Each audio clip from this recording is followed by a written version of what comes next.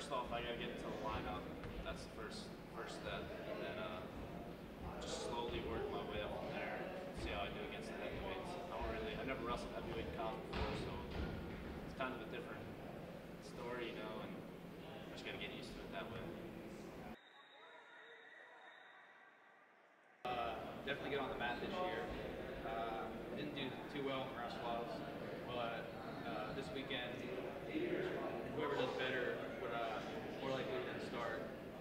That's basically all I'm going to do is get on the mat, get mat time, and see how the rest of the season plays on. Heavyweight, we're uncertain. Billy Miller won the wrestle off. Good young kid, works really hard.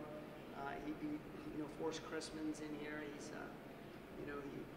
he was in the room last year. I think Forrest is getting better. And again, I expect one of those 97s maybe to look into moving up. Right now, that's kind of an uncertain weight, but I'm comfortable with all those guys. Good young kids.